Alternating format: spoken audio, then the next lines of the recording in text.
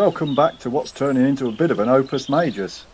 We're about to do the second part of the trip around the undrained part of the nature reserve, and you left me last time where I was about to be quiet.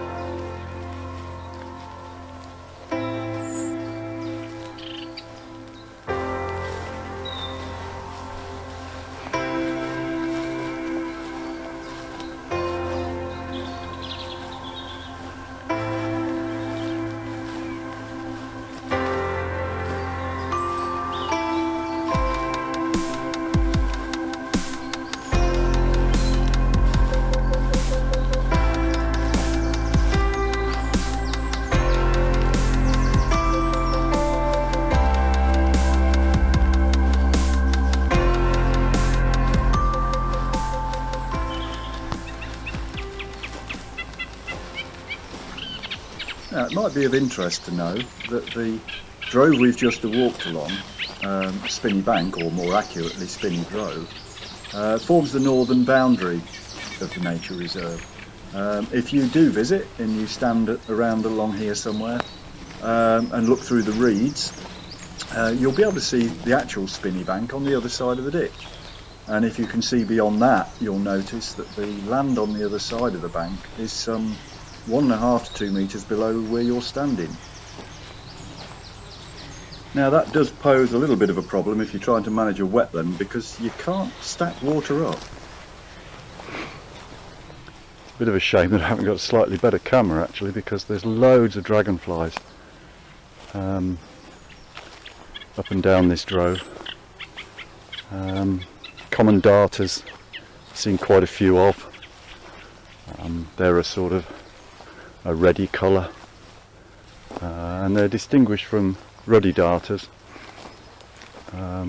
which are slightly later in the year. Ruddy darters are a little bit more of a brick red colour, but unless you've got them to compare you might not notice the difference. But for me the big identifying factor is that the ruddy darter has a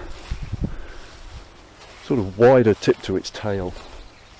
So instead of its tail being the same width all the way down, it has a wider tip to its tail, whereas the common darter doesn't.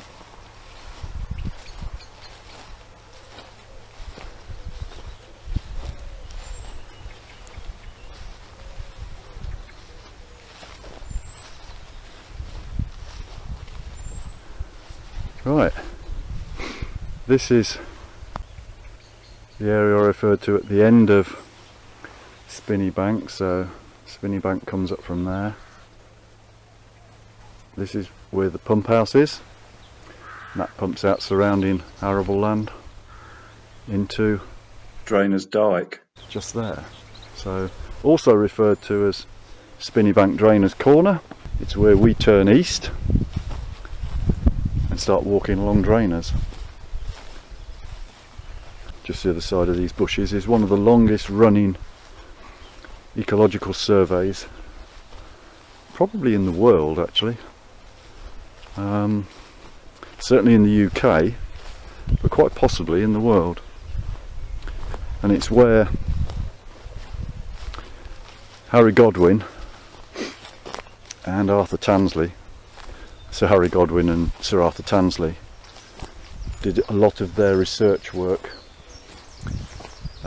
which eventually went on to establish the principles of, or helped to establish the principles of ecology and conservation.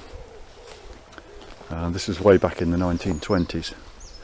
Before that, ecology wasn't a thing, and their findings on these, what we refer to as the Godwin plots, their findings on the Godwin plots helped them to establish those principles of what sort of natural succession is, how natural succession works, and so on. And on the basis of that was formed the practices surrounding conservation.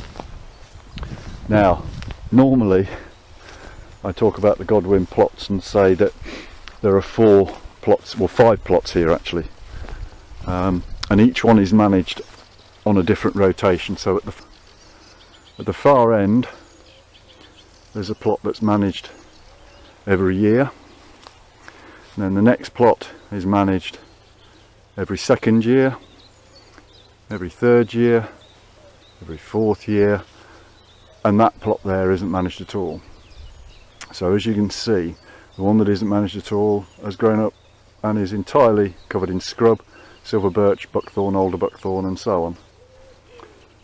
Normally I would say it gives you a really good indication of the different vegetation types, but every 12 years, according to the rotation of 1, 2, 3 and 4 year cycles, every 12 years this whole thing is managed as one, because that's when all of those cycles fall into the same year, and unfortunately that was last year.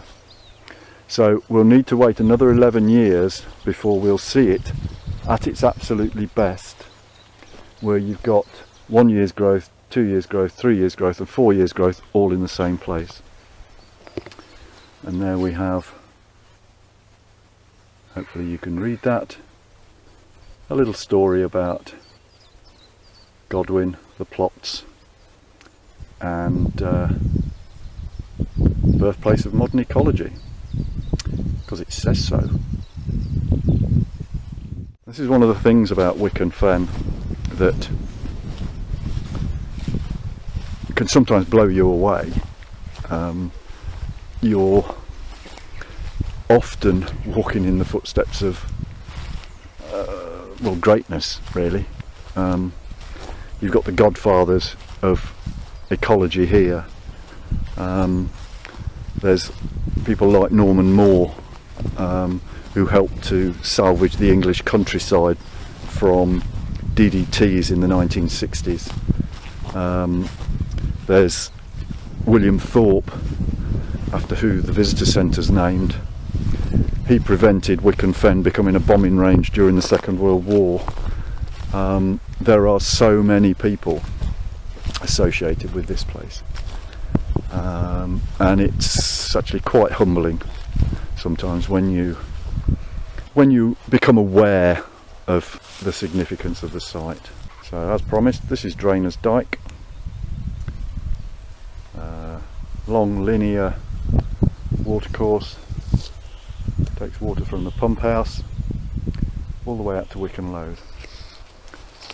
And it is one of the things that I'm hoping will remain in the schedule of upcoming projects, is to actually get this drain diverted around the outside, because at the moment it takes fairly polluted water, shall we say, high in nutrients, right the way through the middle of the fen, which doesn't really do it any good.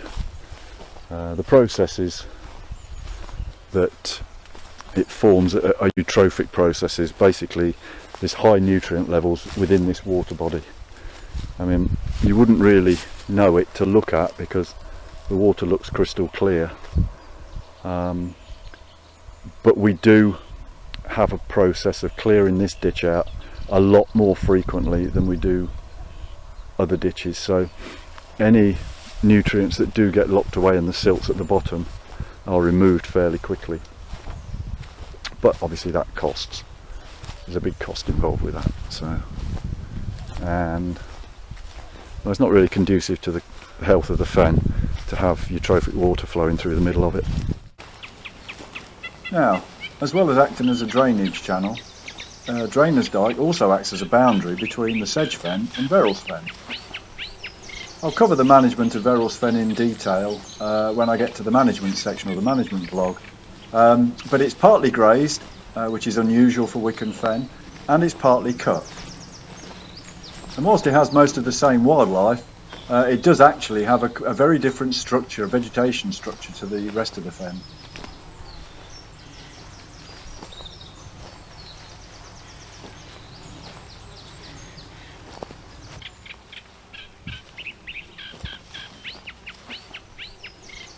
And here we have the fen cricket pitch. can't see the other end of the wicket, because it's right on the other side of those trees. Very interesting game. 42 players per side. The whole of the fen is the pitch, and this is a set of stumps. Always two longer than the other. So your offside wicket, if you're a right-handed batsman, your offside wicket is always shorter because that's where the bowlers are aiming, so we cut the tops off ours. Okay, there you go. Fen cricket.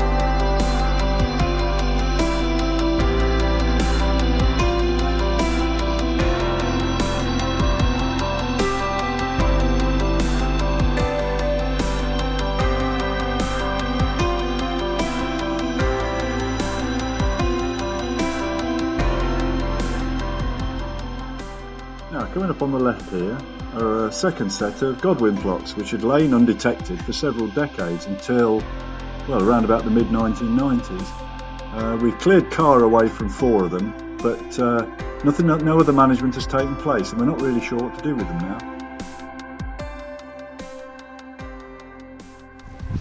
So this is the other end of Sedge Fen Drove. You remember we stood at the far end before we went on to Spinney Bank, Mitchell's Drove. And yeah, we're about halfway along Drainer's Dyke now.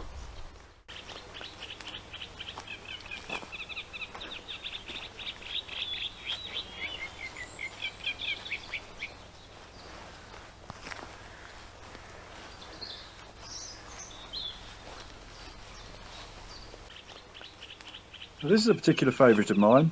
This is quaking grass. I'm struggling to get a bit of focus here. I'll tell you what, I'll throw in a still so you can see the beautiful seed heads.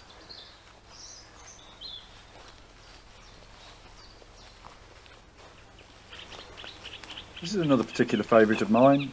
This is called meadow thistle. Unusually, it's a thistle without prickles, but here at Wicken Fen it grows in abundance. Elsewhere in the country, maybe not so much.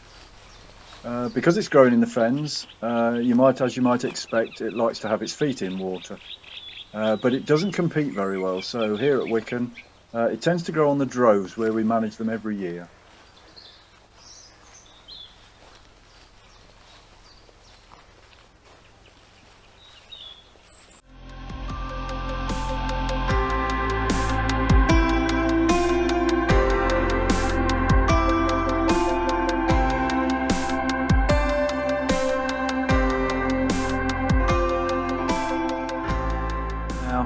A big 360-degree fen sky.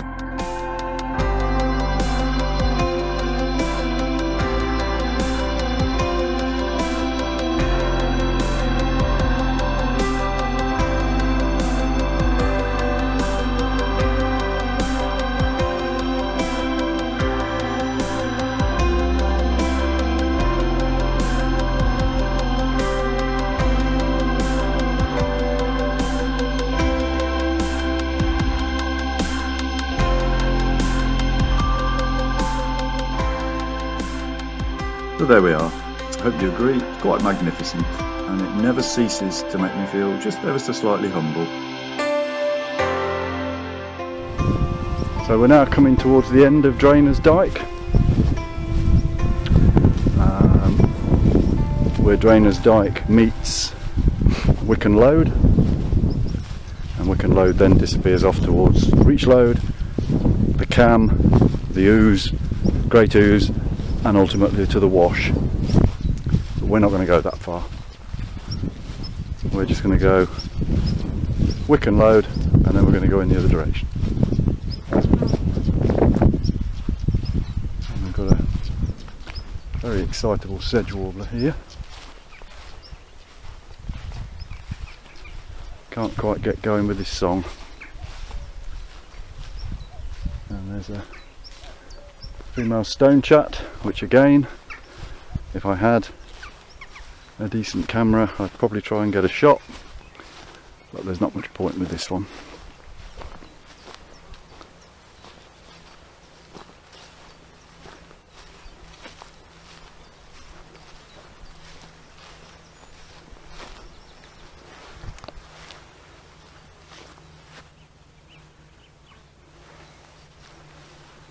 Fantastic skies this morning.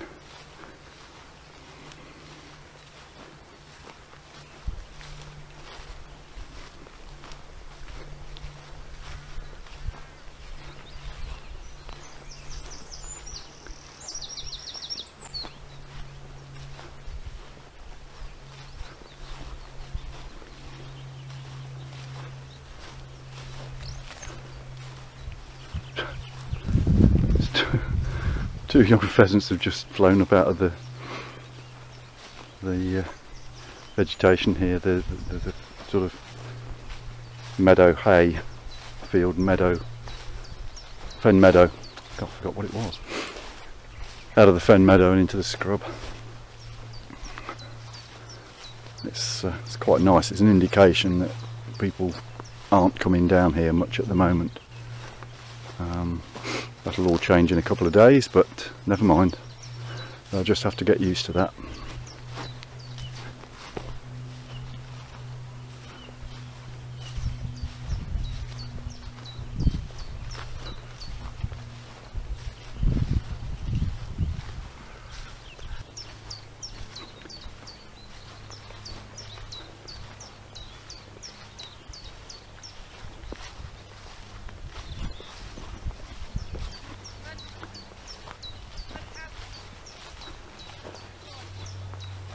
Now, just along here on the left is where you'll find the old tower hide.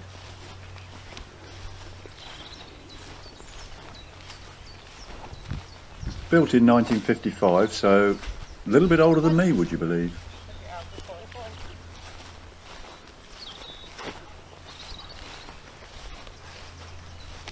Although its thatch is in a slightly better condition than mine is. Well, at least it's the same colour as, almost the same colour as it was when it was put on.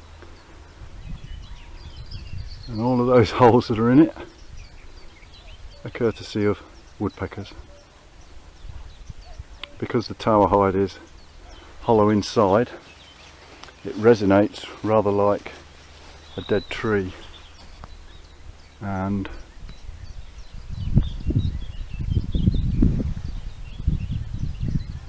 woodpeckers love it. You can hear it for miles.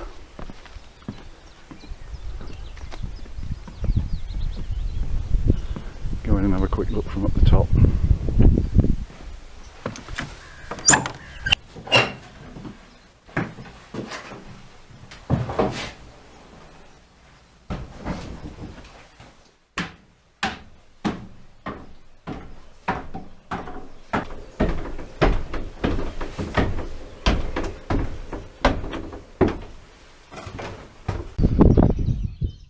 Now, after all that banging and crashing and thundering of feet, you can probably hear quite a lot of wind noise.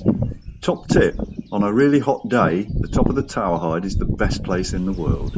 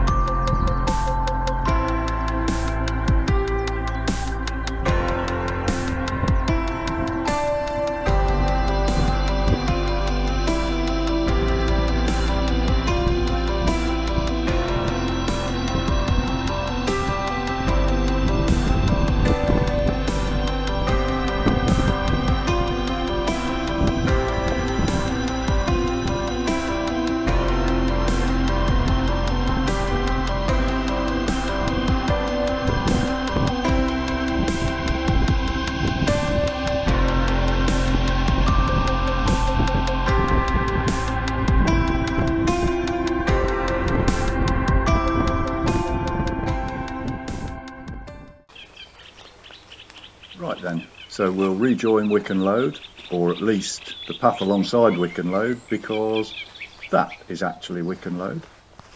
And hopefully one day, Eve and I will be bringing our boat down here. Look forward to that.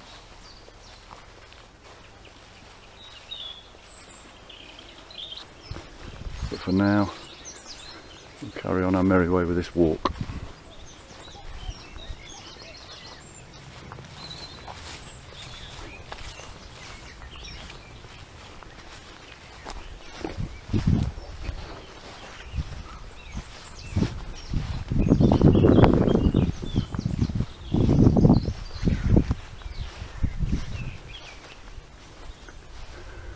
This is Verrill's Drove. Cuts right across the middle of the sedge fen. The pathway hasn't been mowed yet. We won't mow that until we start coming out here to cut the fields. So at the beginning of August, so maybe in a month or 6 weeks time, we'll get on to the droves. The pathways on the droves rather like the central bit here. But for now, it's left peace and quiet, and the peats, allowed to expand.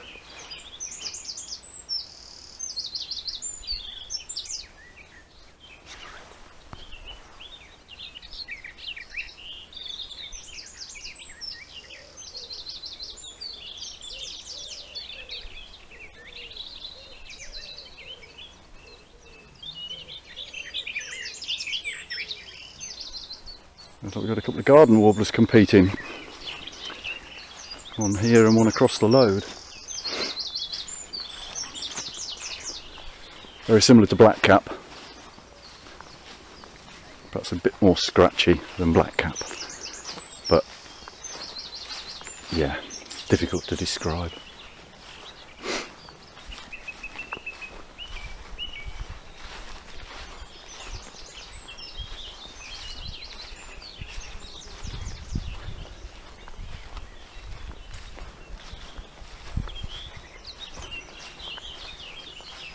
And if you can pick it up, there's a blackcap over to the right across the load. There's blackcap. That's not, that's a song thrush.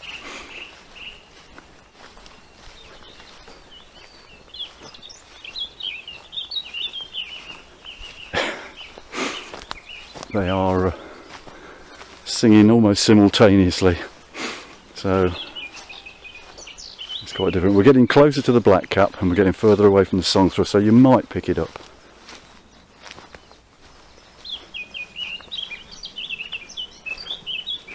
That was it. Right, I'll be quiet again.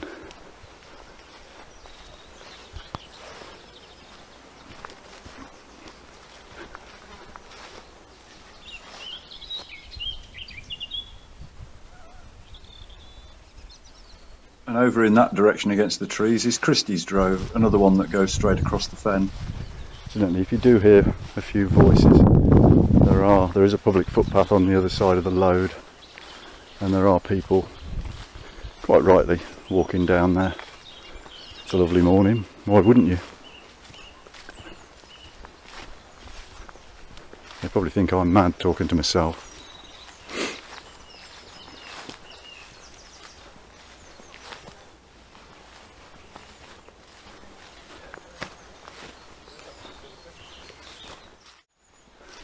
Now we should be entering an area where there's quite a lot of orchids growing, usually.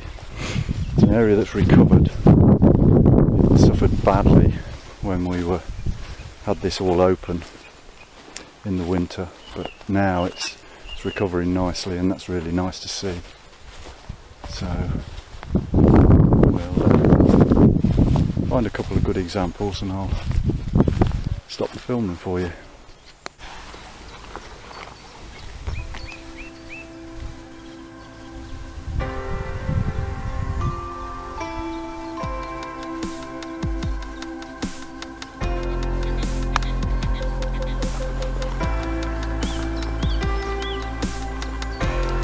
This is another little patch of orchids. Just as before, these are hybrids of hybrids of hybrids, but no less attractive for that.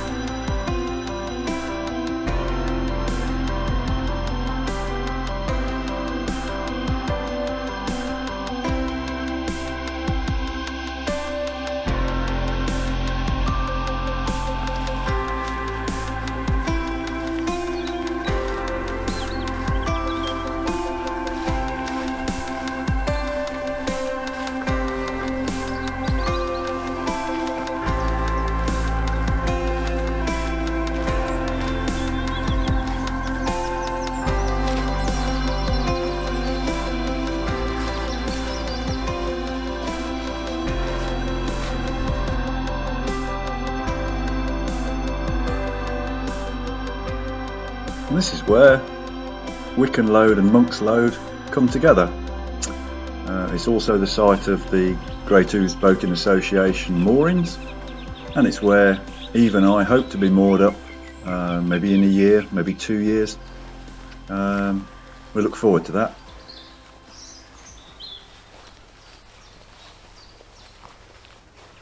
Okay then, so we've reached the moorings and the boardwalk, which means that we've almost done a full circuit of the sedge fen.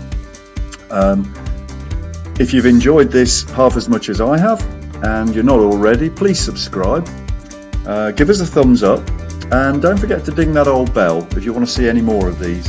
Okay, thanks a lot, bye bye.